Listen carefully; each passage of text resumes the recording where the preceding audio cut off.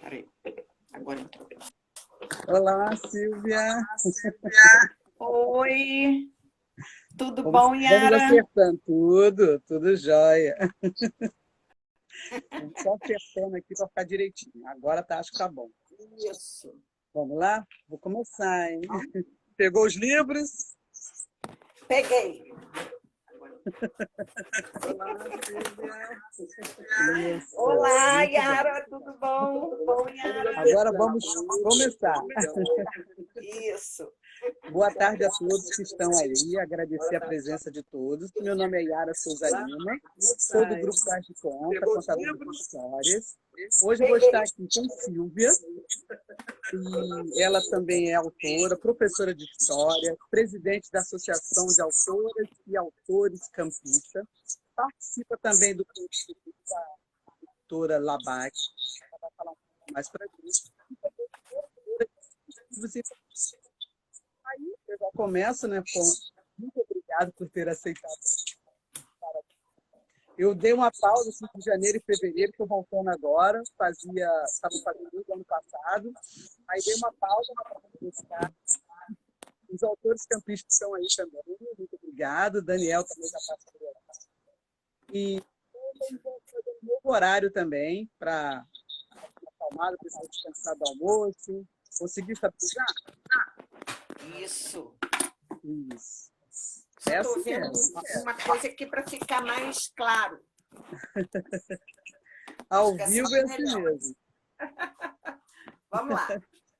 Então, eu estou com Silvia Paz hoje, meu nome é Yara Souza Lima, por você ter aceitado. Carla Neto também está aí, um abraço para o pessoal. Oi, Carla! Beijos. E vou começar assim, como foi a sua infância, se você ouviu histórias, se você ensinava histórias, qual o seu livro preferido?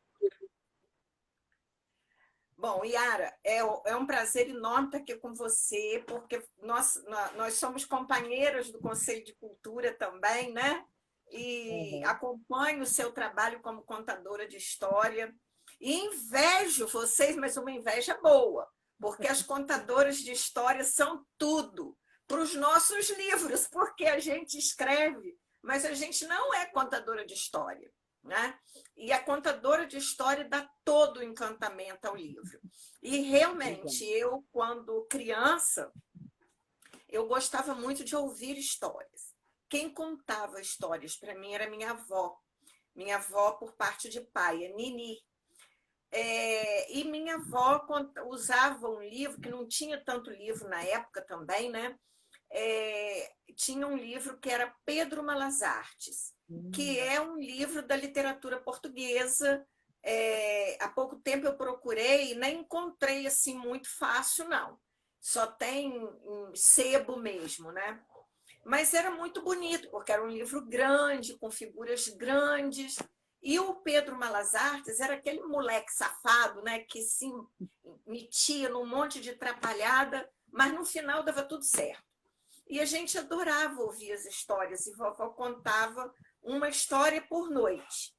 E quando acabava eu queria mais e ela não contava, parecia aquela história das 1001 noites, né? Amanhã tem mais. Quem me contava também algumas outras histórias era minha tia Cora, irmã da minha mãe, e ela sempre terminava falando uma quadrinha que tem até em um dos nossos livros. Agora acabou. Acabou-se a história. Quem quiser que conte 4. Então, ela passava a história para a gente e a gente ficava pedindo mais e mais, né? Mas é muito interessante a contação de histórias, é um encantamento e é o que faz a gente viajar na imaginação, né? Hoje, meu neto, eu conto histórias para ele e o lobo mau, por exemplo, não é um lobo mau para ele, porque não é uma coisa ruim para ele, né? Porque o lobo mau passeia no jardim da casa dele, passeia no jardim aqui de casa. Então, é um companheiro dele. Ele faz de personagem, né? Assim como ele faz. Assim como ele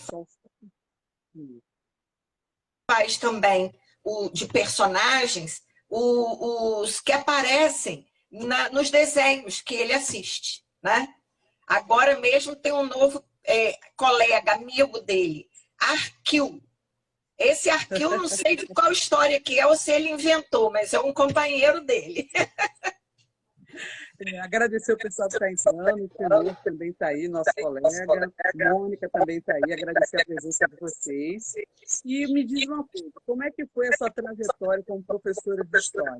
Você ainda não tinha se encantado pela ficção, você contava a história real, como professora de história. E até minha professora no curso de Guia de Turismo Nacional. E como é que é você ser uma professora de história, né?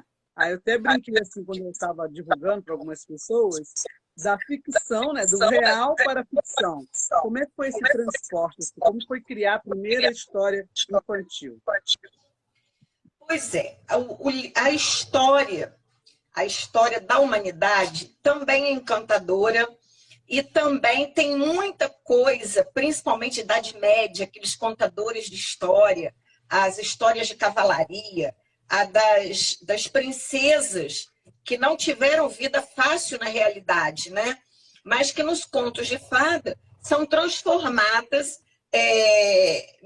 nas pessoas que mais recebem honrarias e coisas boas. No entanto, na realidade, coitadas, elas eram tratadas como objeto de compra e venda, em casamentos, para conquista dos seus pais e de seus tios, né, da sua família.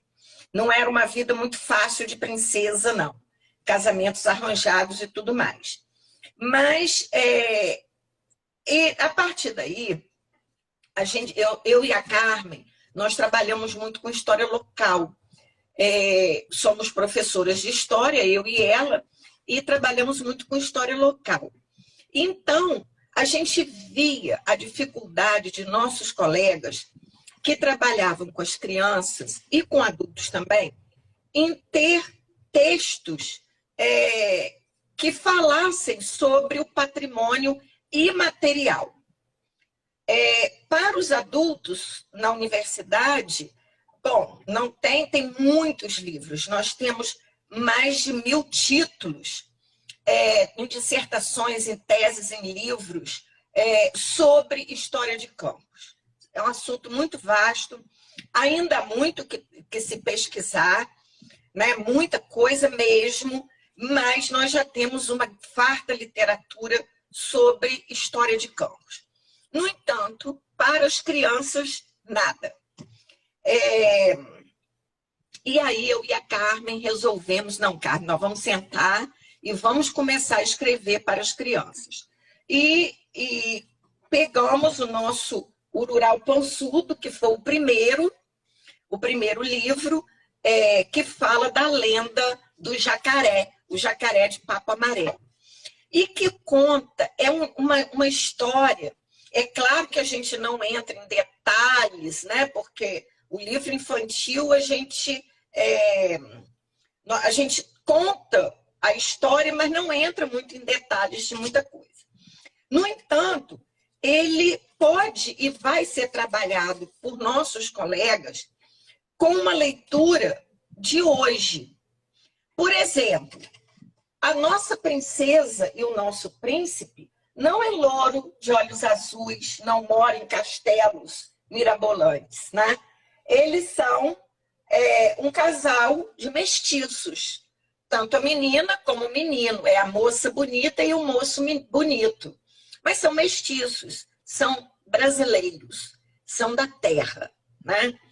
Então, trabalhar com o Urural Pançudo não é apenas uma lenda que fica no passado, mas alguma coisa que pode ser refletida no presente. É essa nossa intenção, né? Posso ir falando dos outros livrinhos também, Yara? Não, daqui a pouco. Calma, calma. Falamos só do primeiro. Uma outra coisa. E como foi você ver? E como foi ver você o resultado assim, da sua imaginação para a parte escrita e a recepção nas escolas? Eu sei que você faz um trabalho nas escolas, em feiras. Como é que você ver essa questão assim, do autor, ver a sua história? Porque a lenda ela é uma história que é inventada pela própria cidade, né? Por uma coisa mal resolvida. Não pode ser uma lenda. Cada um vai contando do seu jeito. Como é que você vê essa história sua, que aí eu já sei que já virou boneco, o pessoal viaja nas histórias, tem o trabalho nas histórias. Como é que é a reação das crianças quando vê assim, autor? Porque é difícil ver, né, Silvia? Quanto mais a gente que mora no interior. É difícil você ver um autor, quando você vê um autor de um livro, aí você fica assim, poxa, aquela pessoa escreveu aquela história. Nossa, aí fica assim olhando, querendo ver se consegue ver a história aqui, né? Como é que é a reação? Fica doida atrás dos nossos autores preferidos, né? Quando chega uma Bienal, a gente quer ir lá, quer ter autógrafo e tudo mais. As crianças têm a mesma reação. E isso é fantástico. Nós tivemos a oportunidade de ter o Alício como o nosso ilustrador. O Alício ele é capaz de transformar as nossas ideias em algo visível, né? E a Eliana Buchaú, que transforma esses personagens nos bonecos, né? São duas pessoas que nos acompanham e com muito carinho, muito bom. Bom, o livro, quando chega na mão da criança, que a criança gosta e tem várias coisas que são interessantes, como desenhar, ele desenhar o livro dele, colocar a identidade, o nome, o telefone, esse livro é meu, né? Isso é importante. Ela tem um livro que é dela, e não é um livro didático, é um livro que conta uma história, né? Quando a gente vai na escola, e a gente sempre faz esse trabalho que é muito importante, é gratificante para nós, importante para eles. Quando a gente chega, tem muitos que beliscam a gente. Aí você é de verdade. Eu pensei, sou. Olha, eu pensei que você era morta. Porque, na verdade, a criança não conhece quem escreve os seus livros, né? Os autores estão muito longe. Então, quando o autor chega perto, e é esse o mesmo fascínio que causa as outras colegas do grupo de escritores infantil, né, que estão na Associação de Autoras e Autores, acontece a mesma coisa com elas, né? Esse encantamento de estar com o autor. E chega junto e quer autógrafo, às vezes não tem o livro, mas ele rasga uma folha de papel, você me dá um autógrafo? Então, agora nós já temos até um caderninho, um bloco especial, coloridinho, só para dar os autógrafos. Porque às vezes a gente tem um livro, mas quer o autógrafo. E quem sabe será um leitor mais futuramente, né? Um bom leitor. Isso. As histórias são muito importantes, né? Aquele autor também do Menino Maluquinho, que me fugiu o nome dele agora, mas é conhecido, ele falou Ziraldo. Que uma vez ele... Ziraldo, isso. Aí ele dando autógrafo, a criança veio com a mão e falou assim, me dá autógrafo aqui. Aí deu na mão, quer dizer, ia pagar, né? Mas criança é assim. E você hoje, como avó, né? Qual a diferença da avó e da mãe? Você contava história para suas filhas? Ou então você conta agora para o seu neto? Pois contava muita história para as meninas, porque era a hora que eu chegava em casa. Eu não tinha muito tempo de brincar com elas durante a tarde. Às vezes, nem oportunidade de apanhá-las na escola. Deixava, mas era outra pessoa que apanhava, ou às vezes eu nem podia deixar nem apanhar, porque eu trabalhava de manhã, de tarde, às vezes à noite. Então, não tinha muito tempo, mas sempre eu chegava para colocá-las para dormir. E eu gostava de contar história para elas, né? Colocá-las na cama. Elas não tinham muito essa coisa de chupeta, não usavam muito chupeta, então custava um pouquinho para dormir, mas o que era muito bom, porque me dava a oportunidade de contar essas histórias. Às vezes embalada na rede, ou às vezes no quarto mesmo, né? E elas gostavam de ouvir histórias. Elas são boas leitoras também, não tanto quanto eu, que eu leio bem mais do que elas, mas elas são boas leitoras. Ai, que bom. E com o Miguel agora, ele gosta muito de contar, e ele gosta de contar as histórias dele. Ele ouve e ele reconta as histórias. Ai, não, vovó, não é assim. Aí ele inventa a história dele, né? O que eu adoro, porque eu vou misturando a história dele com a minha e a gente vai dando um outro enredo. Agora você vai me falar da sua coleção. Veio o primeiro livro, foi um sucesso, todo mundo falava desse livro. E como é que foi criar o segundo? Como é que foi a escolha? E depois sucessivamente. Como é que foi? Agora você fala dos seus livros. Foi difícil, porque a gente não tinha noção do que ia fazer no primeiro livro. A gente sabia que queria fazer um livro e fazer uma coleção. Tínhamos essa meta. Os títulos, as sinopses, todas prontas. Mas dinheiro. Quem é que vai bancar isso? Não tem patrocínio. Corre para lá, corre para cá. Quem é que quer saber de livro? Ainda mais livro infantil, né? Tem muitos pais que, quando vem livro infantil, eles puxam a criança. Não, meu filho, ali é só livro. Como se livro pegasse. A gente ri muito com isso. Porque a criança quer, né? Mas nós, eu e a Carmen, resolvemos bancar o primeiro livro. E fizemos a loucura de pedir 5.000 livros. Quando a gente conta isso hoje para alguém, as pessoas, vocês são loucas. Quem é que faz 5.000 livros? Gente, mas saía mais barato. Saía mais barato, nós fizemos 5.000 livros.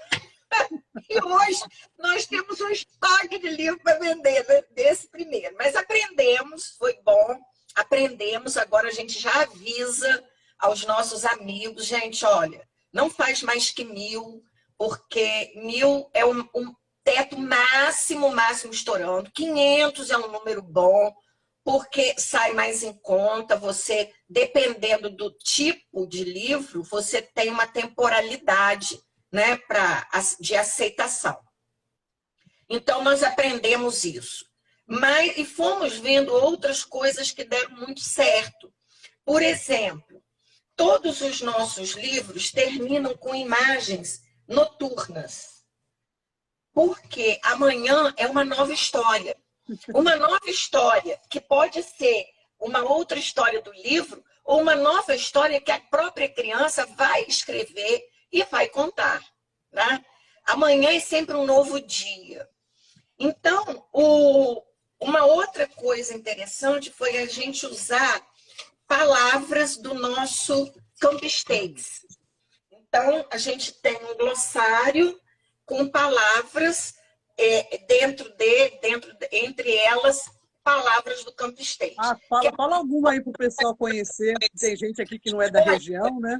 Fala algumas aí para o pessoal conhecer. Tem embarruão, abestado. Embarruão é um esbarrão de leve, né? O fuzuê é uma bagunça. A belezura eu acho uma belezura. É a própria belezura, né? É mais do que bela, é bela demais. Nossa. O atestado, que é assustado, um cara assim, né? Meio espantado.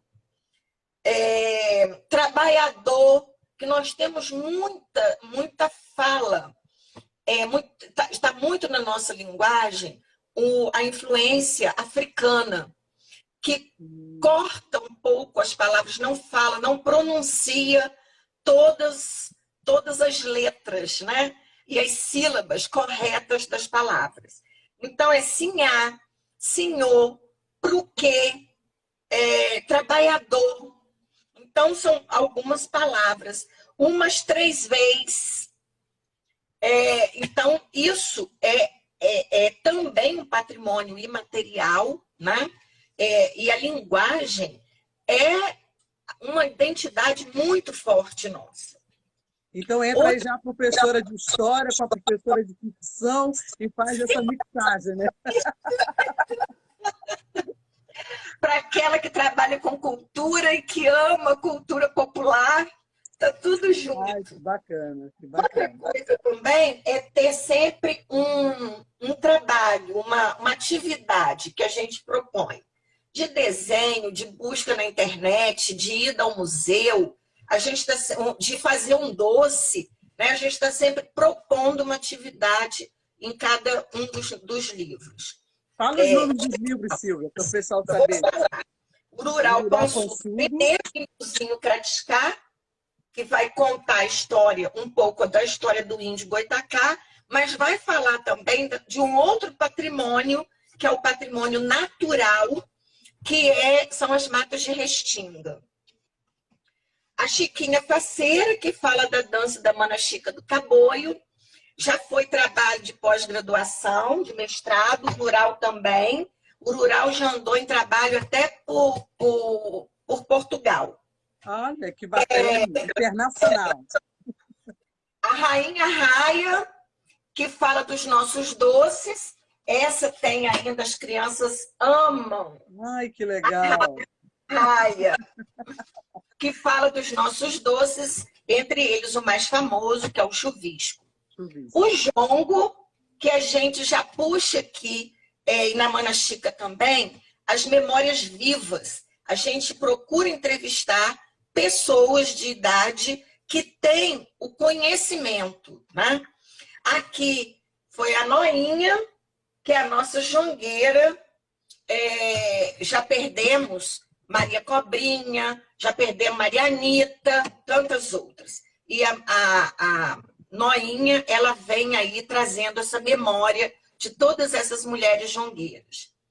E conversa fiada, que é o último. A conversa fiada vai tratar das nossas bordadeiras e rendeiras. E estamos, que é um patrimônio que está muito fragilizado, né? Principalmente a renda em Campos. Nós temos, principalmente em São Sebastião, um celeiro de rendeiras. Tínhamos, né? Hoje são muito raras. E tem vários tipos de renda. Renda filé, renda turca, renda de bilro. Nós temos ainda essas pessoas. E o bordado de cruz, ponto de cruz na Baixada, que são maravilhosas. As crocheteiras, nós temos crocheteiras que fazem encomendas para boutiques no Rio, de biquínis, maiô, de saída de praia, até vestido de noiva. Nossa, que bacana. Né? Então, é um patrimônio importantíssimo que nós não podemos perder.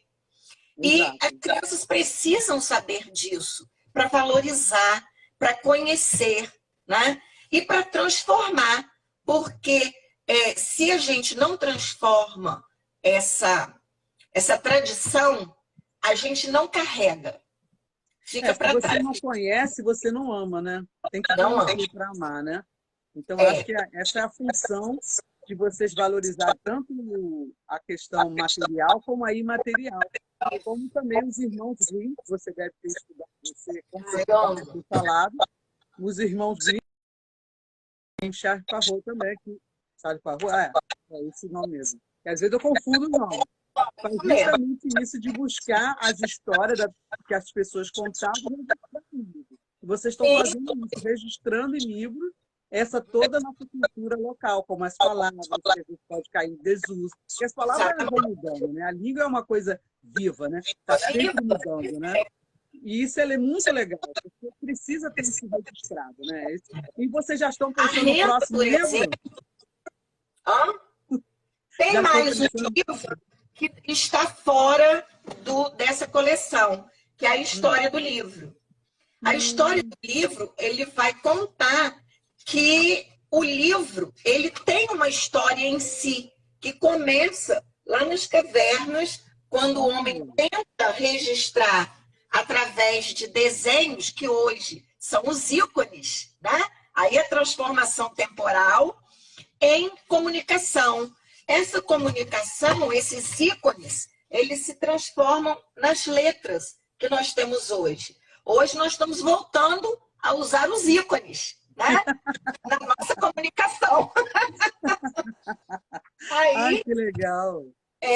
Esse livro, ele tem vários tipos de suporte, de tinta, e chega até nós hoje, através dos e-books, na ponta dos nossos dedos, nos celulares, né? Nos Kindles, no computador, em todo lugar. E o livro liberta. Ai, porque com ele a gente viaja para mundos distantes e fantásticos. E você já tem mais algum livro que vocês já estão pensando em fazer na coleção? Ou... Yara, a gente queria muito fazer mais um para encaixar nessa coleção, que são brincares e falares, cantares e brincares, com base no livro da Ana Augusta Rodrigues, que é uma folclorista que esteve em Campos por muitos anos, pesquisou muito as brincadeiras, a dança da Manaxica, inclusive, e ela escreveu vários livros sobre folclore regional, e a gente queria trazer um pouco disso. Mas nós estamos um pouco paradas também, na verdade. E um livro de história também de Campos para as crianças. Mas esse livro de história, ele está complicadíssimo, porque o que a gente quer está difícil de sair. Porque a gente não quer um livro didático. A gente quer um jogo que conte a história de Campos. E aí a coisa está difícil. Ele já está pronto. Agora o pessoal que está assistindo aqui, tem muita gente que assiste gravado também. Como é que vai fazer para encontrar esses livros, para comprar esses livros? Encontra onde, Silvia? Está na Noblesse, no Livro Verde, na leitura e aqui com a gente. A gente, querendo, entra no Face, Unsum, U-N-S-U-M. Unsum é a nossa marca. E pode pedir pelo Face também nosso, pelo Instagram nosso, e a gente leva até quem quiser. Você também fez agora, não sei se foi você que organizou, mas você agora é presidente dos autores e autoras. Como é que é estar com esse grupo, fazendo promoções, encontros? Como é que é estar à frente disso? A estrutura. Esse grupo se organizou a partir de uma necessidade imposta, né, na Bienal do Livro. Nós éramos um grupo de autoras que não tínhamos um lugar para expor nossos livros na Bienal. Então, nós resolvemos, nós vamos criar uma associação para a gente poder ter espaço, não só nas bienais locais, mas em outros lugares, e a gente poder trabalhar juntas e dividir não só despesas, mas dividir esse sucesso de cada uma, né, com a outra. Agora a gente está vendo aí Carlinha, que está aqui, né, deve ter mais gente aqui da associação. A Thaís também ficou de entrar. A Thaís é a nossa blogueira mestra. Ela é que toma conta das nossas páginas no Instagram, no Facebook, no blog e no YouTube. A Thaís é autora também de 4 livros, já está partindo para o 5º. A Carla é a nossa poetisa, tem um livro fantástico, Vestida de Mim, que é maravilhoso.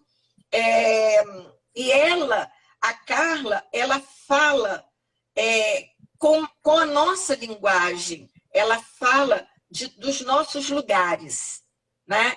É importante isso, a gente poetizar os nossos lugares, né? E ela faz isso. E agora está chegando mais gente. Nós estamos na segunda diretoria e estamos agregando outros colegas, também autores. E o que a gente pretende? Que é difícil a gente ficar sozinho. Mas quando a gente está em grupo, a gente consegue, principalmente, dividir despesas e se colocar como um grupo em feiras, em festivais, nas escolas, né? Porque é um grupo que está falando, a força é outra, né? E é muito bom a gente estar com essas companheiras, apesar da pandemia, nós temos nos reunido virtualmente, temos projetos que provavelmente não sairão esse ano, mas eles vão caminhar, né, com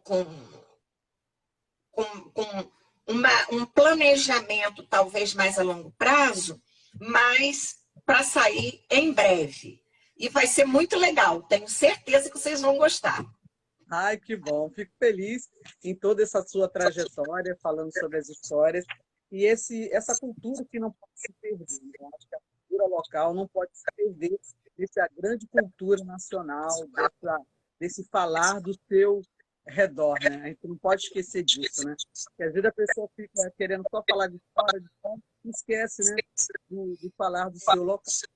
E eu gostaria de agradecer imensamente. Queria saber se você quer falar mais alguma coisa, compartilhar mais alguma coisa. Nós temos a conferência, né, que vai ter em Campos.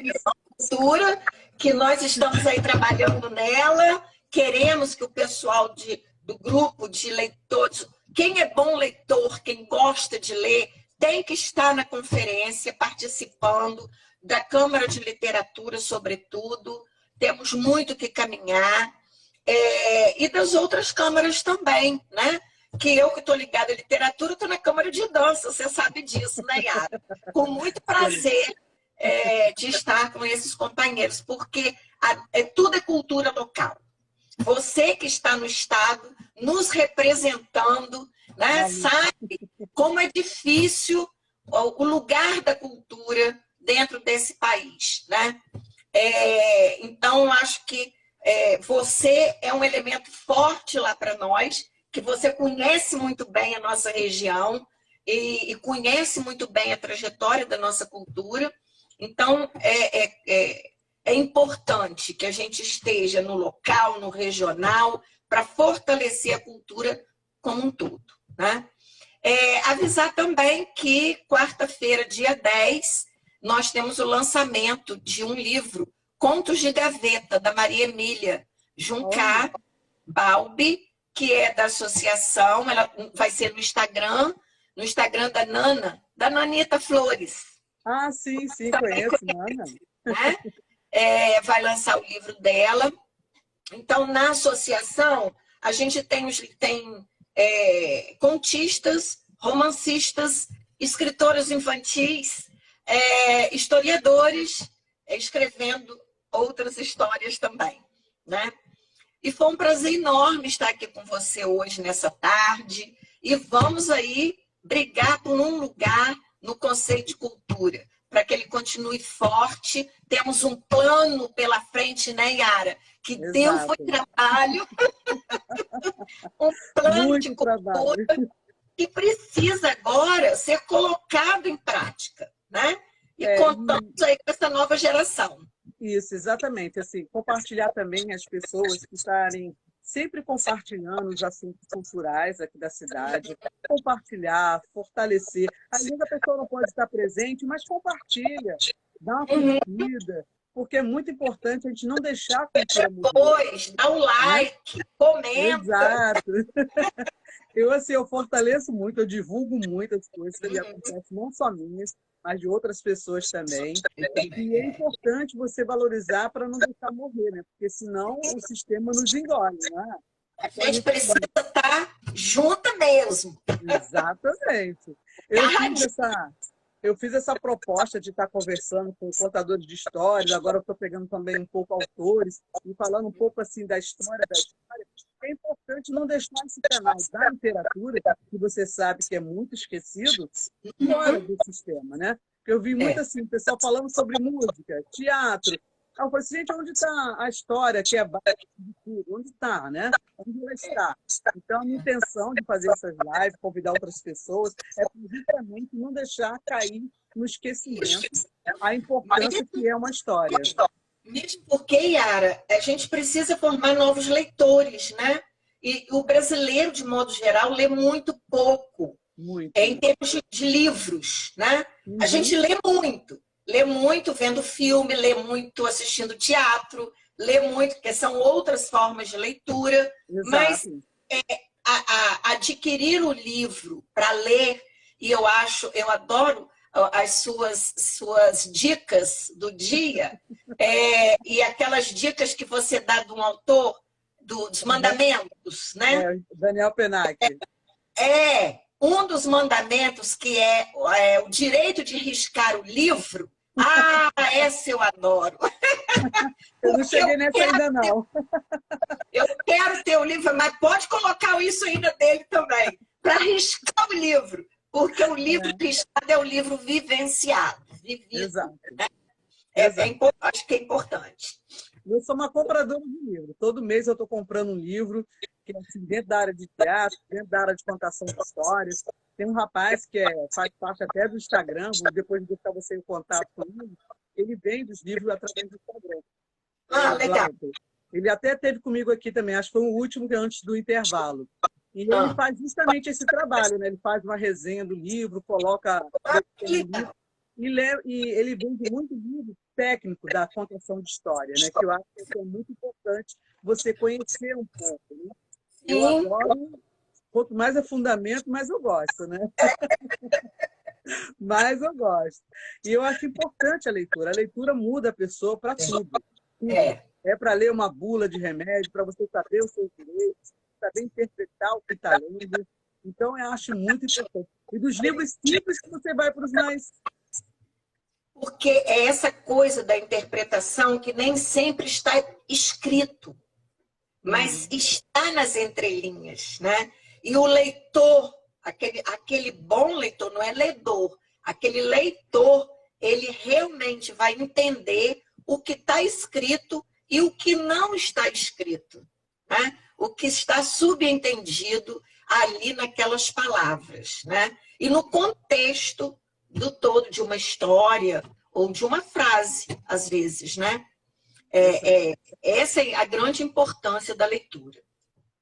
Mais uma vez agradecer por essa troca aqui nessa tarde. Eu acho que esse horário ficou bom, que o pessoal descansa do almoço. Agradecer imensamente, louca para ver, encontrar, né? A gente bater aquele papo, tomar aquele café. Muito obrigada. Vou salvar o vídeo e vou enviar para você também. Aí tem gente que assiste, né, gravado. Avisar também que eu estou na Narrativas Fluminense, que é um canal no YouTube, que está fazendo uma maratona de contação de história. Quem gosta de contação consegui entrar hoje. Isso, começou hoje, às 14 horas. Aí sábado que vem tem de novo. Às 14 horas começa com uma roda de conversa e depois entra os contadores. Muito legal. Ótimo.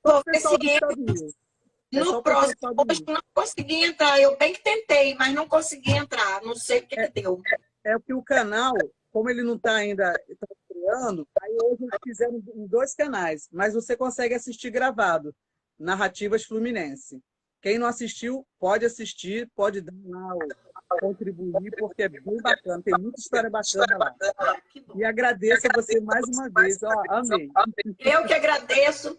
Beijo para você, beijo para todos que estiveram aí com a gente. Muito bom. Vamos ler. Muito obrigada. Tchau, gente. Muito obrigado pela presença. Tchau.